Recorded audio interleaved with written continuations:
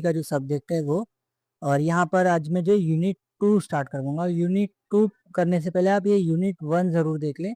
Unit 1 से related मैंने जो सारे लेक्चर्स डाले हैं, आप यूनिट 1 को पहले कंप्लीट करें, फिर आप आके यूनिट 2 पढ़ लेना। ठीक है, मैं यहाँ पर आपको हैंड रिटन नोट से समझा देता हूँ पहले, उसके बाद मेन नोट से गो थ्रू करवा दूंगा। आपने यूनिट 1 में पढ़ा ही होगा कंपनी सेक्रेटरी के बारे में, और अगर आपने यूनिट 1 के लेक्चर नहीं देखे तो फिर भी मैं यहाँ पर एक बार फिर से समझा देता हूँ। तो कंपनी सेक्रेटरी एक ऐसा पर्सन होता है, एक ऐसा ऑफिसर होता है जो कंपनी में इम्पोर्टेंट पोजीशन होल्ड करता है, जो ज़्यादातर सेक्रेटरियल और लीगल वर्क देखता है। मोस्टली उसका काम लीगल ही होता है। और सबसे इम्पोर्टेंट है कि जो सीएस है वो लिंक होता है किसके बीच का? Board of director, employ, share holders और गवर्नमेंट अथॉरिटी के बीच। समझो, सबसे पहले यहाँ एग्जांपल देखो, यहाँ पर कंपनी है, ठीक है, और यहाँ पर गवर्नमेंट है। तो अगर कंपनी को कोई भी डॉक्यूमेंट फाइल करना है, कोई भी रिक्वायरमेंट है जो गवर्नमेंट में मैंडेटरी है करना, government according to companies act के हिसाब से अगर आपको ये काम करना है तो गवर्नमेंट को इन्फॉर्म करना है, तो ये सब जो है सीएस दिखेगा यहाँ पर बीच में। कंपनी को क्या क्या गवर्नमेंट को भेजना है, क्या नहीं भेजना है, उससे रिलेटेड जो जरूरी चीजें हैं वो सीएस देखेगा। ठीक है, आई होप इतना समझ में आया होगा कि सीएस क्या है। बाकी डिटेल में जो है यूनिट 1 में मैंने समझाया, तो वहां जाकर आप देख सकते हैं। अब सर्विस, कंपनी सेक्रेटरी कौन कौन सी सर्विस प्रोवाइड करता है? सबसे पहले तो एक प्रमोशन, प्रमोटर्स लोग से, जब कंपनी एकदम इनिशियल स्टेज पे होती है बनने के, जब कंपनी एकदम इनिशियल स्टेज पे होती है तो कंपनी के जो प्रमोटर्स हैं, तो उसको सीएस हेल्प करता है कि कंपनी कैसे बनाए, कौन सी बनाए, वगैरह वगैरह।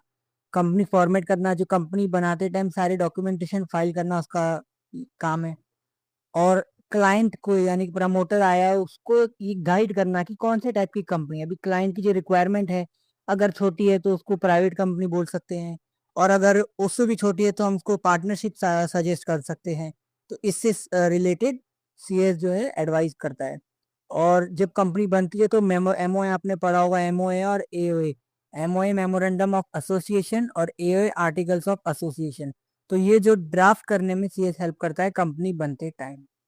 अब एमओए क्या होता है? एमओए मतलब जिसमें कंपनी की सारी डिटेल लिखी होती है कि कंपनी कहाँ पर है, उसका एड्रेस क्या है, कंपनी का पूरा नाम क्या है, और कंपनी जो है काम क्या करती है, उसका ऑब्जेक्ट क्या है। ए में अदर्स कंपनी के जो रूल्स है, जैसे कोड ऑफ कंडक्ट हो गया, वो रहते हैं।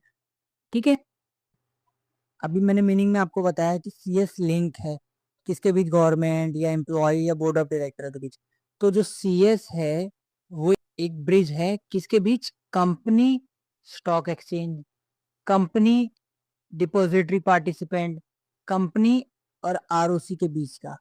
मतलब अगर कंपनी को, सपोज कंपनी लिस्टेड कंपनी है, अगर स्टॉक एक्सचेंज में लिस्टेड है कंपनी, तो उससे रिलेटेड अगर कोई भी चीज है जो लॉ के अंदर मैंडेटरी है स्टॉक एक्सचेंज को इन्फॉर्म करना, तो जो सीएस है वो करेगा ये काम। ऐसे ही जो डीपी होता है, डिपॉजिटरी पार्टिसिपेंट, आरओसी मतलब रजिस्ट्रार ऑफ कंपनी, अगर कंपनी को ये चीज में, जैसे कंपनी में कोई मीटिंग होती है तो उस मीटिंग का जो डॉक्यूमेंट है वो आरओसी को फाइल करना जरूरी है, तो ये कौन करेगा? सीएस करेगा। आई होप उतना समझ में आया होगा। तो यहाँ पर एकदम सिंपल मतलब है, CS as a licence officer between stock exchange and a company.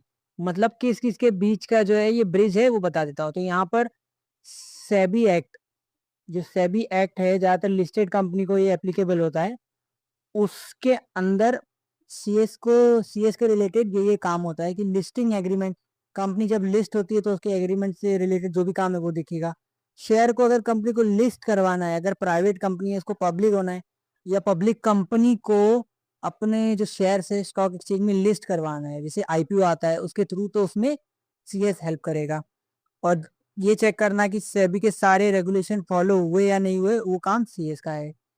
अगर सेबी ने कंपनी को बुलाया कि ये इश्यूज है आपके डॉक्यूमेंट्स में, तो सीएस जाएगा, एज अ रिप्रेजेंट करेगा कंपनी को, कहाँ पर? सेबी के सामने। ठीक है, तो ये समझा, सीएस ब्रिज है स्टॉक एक्सचेंज और कंपनी के बीच में। सेम सीएस जो है वो ब्रिज है किसके बीच? कंपनी और डीपी के बीच। डीपी ये व्हाट्सएप वाली डीपी नहीं, डिपोजिटरी पार्टिसिपेंट्स।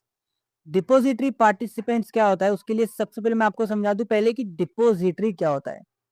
डिपोजिटरी मतलब डिपोजिटरी एक ऐसी ऑर्गेनाइजेशन जहां पर अपनी जो शेयर्स हैं वो रखे होते हैं इलेक्ट्रॉनिक फॉर्म में। मतलब आप अगर कोई भी शेयर्स खरीदते हो तो वो डिपोजिटरी के पास जाते हैं, उनके डाटा में या उनके सर्वर में सेव होते हैं अपने, इसको डीमेट अकाउंट बोलते हैं। तो डीमेट अकाउंट हम इनके थ्रू खुलवाते हैं जो है डिपोजिटरी। तो जितने भी शेयर्स होते हैं हम लोग खरीदते हैं तो उसको इलेक्ट्रॉनिक फॉर्म में अगर रखना होता है तो वो डिपोजिटरी रखता है। तो इंडिया में सिर्फ दो डिपोजिटरी, एक है एनएसडीएल और एक है CDSL, national securities depository limited, और सीडीएसएल है सेंट्रल डिपॉजिटरी सर्विस लिमिटेड। ठीक है, तो अब इतना समझ में आया है कि डिपॉजिटरी क्या होता है, जहां पर अपने शेयर्स रखे जाते हैं इलेक्ट्रॉनिक फॉर्म में। और वैसे ही एक कॉन्सेप्ट है डीपी, यानी डिपॉजिटरी पार्टिसिपेंट। डिपॉजिटरी पार्टिसिपेंट एक एजेंट होता है डिपॉजिटरी का ही, मतलब ये लोग एजेंट होते हैं इनके। ठीक है, इनके एजेंट होते हैं जो सर्विस है इन्वेस्टर को प्रोवाइड करते हैं। डीपी जो है, ये डीपी इन्वेस्टर को सर्विस प्रोवाइड करते हैं, इन्वेस्टर को। अभी जो डिपॉजिटरी है ये डायरेक्ट इन्वेस्टर से डील नहीं करते हैं, डायरेक्ट इन्वेस्टर से डील नहीं करते हैं। तो इसके लिए इसके बीच में जो है डीपी आ जाता है, डिपॉजिटरी पार्टिसिपेंट। ये एजेंट होते हैं जो इन्वेस्टर को सर्विस प्रोवाइड करते हैं, जैसे जीरोधा, अपस्टॉक्स, एंजल वन, ये सब जो है डिपॉजिटरी पार्टिसिपेंट हैं। मतलब अगर आपने शेयर्स खरीदा कोई भी, किसके थ्रू, इनके थ्रू, ये जीरोधा अपस्टॉक वगैरह, तो जो आपके शेयर्स है ये लोग नहीं रखते हैं। ये लोग में आप इनके ऐप में या इनके सर्वर में आपका डेटा दिखेगा, लेकिन ये जो शेयर्स है आपको सीधा आपके जो शेयर्स है इनके पास ट्रांसफर हो जाते हैं। मतलब ये लोग गवर्नमेंट ऑर्गेनाइजेशन है जो अपने शेयर्स सिक्योरली होल्ड करते हैं। ठीक है, अब इतना समझ में आया होगा कि डिपॉजिटरी मतलब एक ऐसी ऑर्गेनाइजेशन जो अपने शेयर्स इलेक्ट्रॉनिक फॉर्म में होल्ड करते हैं। और इंडिया में सिर्फ दो डिपॉजिटरी है, एनएसडीएल और सीडीएसएल। और डिपॉजिटरी पार्टिसिपेंट मतलब एजेंट होते हैं जो इन्वेस्टर को सर्विस प्रोवाइड करते हैं, लाइक जीरोधा, अपस्टॉक्स एंड एंजल वन। तो सीएस का इसमें क्या काम होता है, सीएस जो है as a compliance officer act करता है कि जो रूल्स है, सेबी के रूल्स है, वो फॉलो हो रहे हैं या नहीं। एंड सेबी इनसाइडर ट्रेडिंग जो रेगुलेशन है उसको देखता है कि कंपनी में, अभी मान के चलो बोर्ड ऑफ डायरेक्टर है, अभी मान के चलो ये बोर्ड ऑफ डायरेक्टर हैं, इनके पास सबसे पहले क्रूशियल इंफॉर्मेशन आएगी, है ना। कोई भी मीटिंग होती है तो इनको पता है कंपनी का आगे का प्लान क्या है, तो क्रूशियल इंफॉर्मेशन इनके पास आएगी। ठीक है, ये लोग इस इंफॉर्मेशन का यूज करके ट्रेडिंग तो नहीं कर रहे हैं, मतलब इनको पता है कि मार्केट, इनको पता है कंपनी को बहुत प्रॉफिट हुआ है और ये चीज कल नोटिस में आ जाएगी। तो जैसे ही नोटिस में आएगी कंपनी के शेयर्स बढ़ जाएंगे, तो ये लोग उससे पहले ही शेयर्स खरीद लेंगे और जब शेयर्स बढ़ेंगे तो बेच देंगे। मतलब इंफॉर्मेशन का यूज करके इन्होंने ट्रेडिंग किया। तो इसको जो सेबी है प्रोहिबिट करता है, इस पे बहुत बड़े बड़े पेनल्टी है, जेल हो सकती है। तो सीएस उसको इंश्योर करेगा कि ये रेगुलेशन बराबर फॉलो हुआ है या नहीं। इंटरनल ऑडिट करेगा एज पर दी सेबी में जो लिखा है कंपनी के अंदर, ये शेयर से रिलेटेड या स्टॉक एक्सचेंज से रिलेटेड कंपनी को क्या रेगुलेशन फाइल करना है क्या नहीं उसके रिलेटेड। और जो डॉक्यूमेंट है उसको मेंटेन करेगा सीएस। ठीक है, तो जैसे सीएस जो है कंपनी और स्टॉक एक्सचेंज, कंपनी और डिपॉजिटरी पार्टिसिपेंट के बीच का ब्रिज है, वैसे ही जो सीएस है कंपनी और आरओसी के बीच का ब्रिज है। अब आरओसी क्या है, आरओसी है रजिस्ट्रार ऑफ कंपनीज। ये एक ऑफिस है, किसके अंदर आता है, मिनिस्ट्री ऑफ कॉरपोरेट अफेयर्स के अंदर, मिनिस्ट्री ऑफ कॉरपोरेट अफेयर्स के अंदर। इसका काम क्या है, कंपनी को रजिस्टर करना, कंपनी को रजिस्ट्रेशन सर्टिफिकेट प्रोवाइड करना, कंपनी के रिकॉर्ड मेंटेन करना कि कंपनी कब बनी है, उसके डायरेक्टर कौन है, वगैरह वगैरह, ये सब काम है आरओसी का है। एनुअल फाइलिंग्स देखना, मतलब कंपनी है, कंपनी ने अगर कोई मीटिंग करी है और उस मीटिंग में क्या रेजोल्यूशन निकला, कंपनी के फाइनेंशियल रिटर्न जो भी है, financial profit loss balance sheet जो भी है, वो सारा जो है फाइल होता है, जो कंपनी फाइल करती है उसको बोलते हैं एनुअल फाइलिंग। तो वो आरओसी देखता है। हम जो कंपनी है वो आरओसी को ही फाइल करती है, आरओसी सारी चीजें वेरीफाई करता है और अपने रिकॉर्ड में रखता है। ठीक है, अब सीएस का काम क्या इसमें आ जाता है, कि जो मेमोरेंडम हमने देखा था कि जो कंपनी बनते टाइम एमओए और एओए बनता है, तो उसको जो है आरओसी में सीएस सबमिट करता है, आरओसी में सीएस सबमिट करता है। कंपनी के जो डॉक्यूमेंट्स है वो फाइल करना आरओसी में सीएस करता है डॉक्यूमेंट में। तो कंपनी का मीटिंग का नोटिस हो गया, रिजोल्यूशन हो गया, या कंपनी ने कोई भी जैसे शेयर इशू किया उससे रिलेटेड जो भी डॉक्यूमेंट है वो सीएस फाइल करता है। वैसे ही सर्टिफिकेट ऑफ इनकॉर्पोरेशन, कंपनी जब बन जाती है, सारे रूल्स फॉलो कर लिया, सारे पेपर वर्क कर लिया, सब कुछ जब कंपनी बन गई, तो आरओसी, ये जो आरओसी है, इसको कंपनी को certificate of incorporation COI provide करेगा। तो ये सीएस का जिम्मेदारी है कि ये जल्द से जल्द मिल जाए। ठीक है। वैसे जैसे मैंने बताया, मीटिंग होती है तो मीटिंग में जो भी डिसीजन लिया जाता है उसको रेजोल्यूशन बोलते हैं। तो उस रेजोल्यूशन को फाइल करने का काम सीएस का है, किसको? आरएसी को। ठीक है। अभी कुछ फाइनेंशियल एंड अकाउंटिंग सर्विस जो है वो सीएस प्रोवाइड करता है। सबसे पहले इंटरनल ऑडिट और फाइनेंशियल स्टेटमेंट। कंपनी में जो प्रॉफिट एंड लॉस अकाउंट जो सीए वगैरह लोग बनाते हैं, तो उसमें भी एक्यूरेसी को इंश्योर करना सीएस का काम है। उसमें भी कुछ डॉक्यूमेंट्स में सीएस के साइन लगते हैं, तो वो देखना सीएस का काम है कि सब एक्यूरेटली है। मतलब इंटरनल ऑडिट और फाइनेंशियल स्टेटमेंट से रिलेटेड जो भी सीएस को अथॉरिटी मिली है एज पर दी लॉ, उसका ध्यान रखना सीएस का काम है। टैक्स में भी जैसे इनकम टैक्स आ गया, एक्साइज मतलब जो ड्यूटी लगती है और कस्टम ड्यूटी लगती है, टैक्स प्लानिंग हो गया, मतलब कंपनी को कैसे टैक्स बचाना है हमें, और कैसे कितना टैक्स बचा है, कितना टैक्स गया। तो मैनेजमेंट में बैठ के जो भी प्लानिंग होती है उसमें भी सीएस का रोल होता है। मतलब लॉ के अंदर अगर सीएस को कोई टैक्स की जो अथॉरिटी दी है कि ये सीएस कर सकता है, तो वो सर्विस भी सीएस प्रोवाइड करेगा। International trade. अब कंपनी को अगर कोई भी अदर जो कंट्री है वो उससे बिजनेस करना है, इंटरनेशनल ट्रेड करना है, तो सीएस उसमें हेल्प करेगा। जितने भी इंटरनेशनल मैटर्स है उससे रिलेटेड लॉ वगैरह जो है उसको प्रॉपर फॉलो हो रहे हैं या नहीं हो रहे हैं, उसको इंश्योर करेगा सीएस। और सीएस एडवाइस करेगा, मतलब डब्ल्यूटीओ रूल्स एंड रेगुलेशन है, मतलब ये जो हम इंटरनेशनल बिजनेस या ट्रांजेक्शन कर रहे हैं दूसरी कंपनी के थ्रू, तो उसमें हमें डब्ल्यूटीओ वर्ल्ड ट्रेड ऑर्गेनाइजेशन के कुछ रूल्स एंड रेगुलेशन फॉलो करना पड़ेंगे। तो वो सीएस देखेगा कि सब रूल्स एंड रेगुलेशन फॉलो हुआ है या नहीं। एग्जिम पॉलिसी, अगर कंपनी का कोई इंपोर्ट एक्सपोर्ट का बिजनेस है तो वो एग्जिम पॉलिसी भी देखेगा। अगर कंपनी के अंडर कोई ट्रेडमार्क है रजिस्टर्ड, या कंपनी को कोई पेटेंट रजिस्टर्ड है कोई प्रोडक्ट पे, तो उसके जो सारे लीगल फॉर्मेलिटीज है उसको भी सीएस देखेगा। तो इंटरनेशनल ट्रेड में सीएस का ये रोल है। सीएस जो है वो रिप्रेजेंट भी करता है अथॉरिटीज के सामने। हाँ, अभी मान के चलो एक कंपनी है, कंपनी ठीक है, अभी और ये डिफरेंट अथॉरिटीज हैं। गवर्नमेंट अथॉरिटीज हो गया, सारे इनकम टैक्स डिपार्टमेंट हो गया, या एमसी हो गया, आरओसी हो गया। अगर कंपनी ने कुछ डॉक्यूमेंटेशन का प्रॉब्लम है, इनको ऐसा लगता है कि कंपनी के पास ये डॉक्यूमेंट कम नहीं है, तो सीएस जो है वो इनके पास जाके कंपनी के बिहाफ पे कंपनी को रिप्रेजेंट करेगा कि हमारा ये पेपर वर्क सब प्रॉपर है या नहीं है। मतलब सीएस कंपनी को रिप्रेजेंट करेगा अथॉरिटी के सामने, एज अ कंपनी का जो है रिप्रेजेंटेटिव बन के काम करेगा। सीएस का सब इंपॉर्टेंट काम एक और होता है कि एडवाइस करता है वो, कौन से लॉ से रिलेटेड, सेबी लॉ।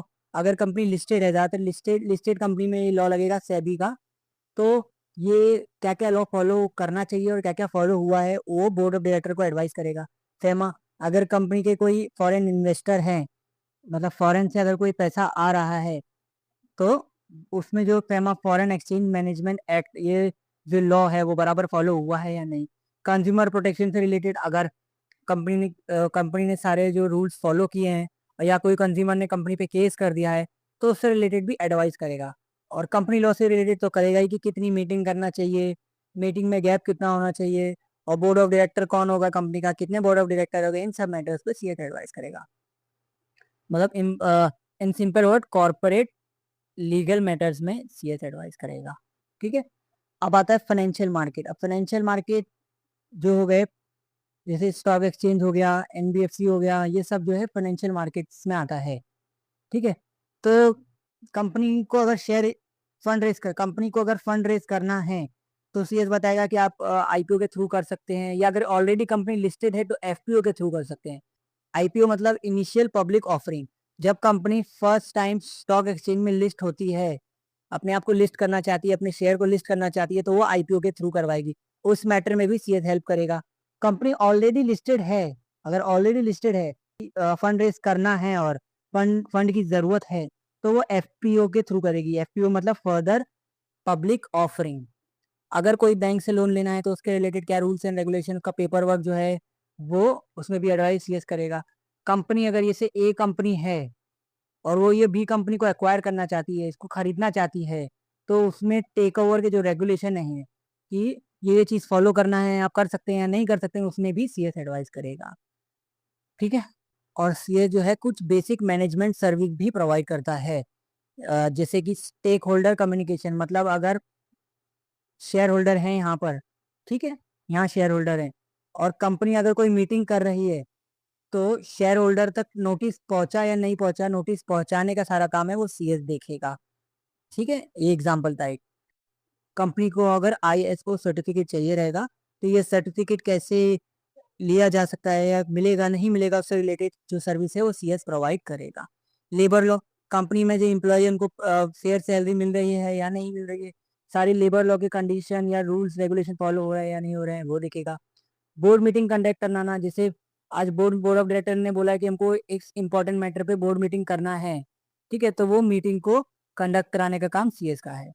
और आईटी से रिलेटेड जैसे साइबर लॉ, अगर का कंपनी टैक्स से रिलेटेड कंपनी है या टैक्स से रिलेटेड नहीं है, नॉर्मल कंपनी भी, लेकिन वो कस्टमर का डाटा सेव कर रही है अपने पास, तो उससे रिलेटेड जो इंफॉर्मेशन टेक्नोलॉजी या साइबर लॉ रिलेटेड रूल्स है उसमें भी हेल्प करेगा। और ये तो मैंने बताया था, सीएस जो है लीगल मैटर में कंपनी को रिप्रेजेंट करता है, कहाँ सेबी के सामने कर सकता है या आरओसी रजिस्ट्रार ऑफ कंपनीज के सामने कर सकता है। कंज्यूमर फोरम जो मैंने बताया था, कंज्यूमर प्रोटेक्शन एक्ट में अगर किसी कंज्यूमर ने कोर्ट केस कर दिया है तो उसमें रिप्रेजेंट करेगा। टैक्स अथॉरिटी के सामने, मान के चलो जीएसटी डिपार्टमेंट ने या इनकम टैक्स डिपार्टमेंट ने कंपनी को नोटिस इशू कर दिया, तो उनके सामने सीएस जाएगा अपना पॉइंट रखने के लिए।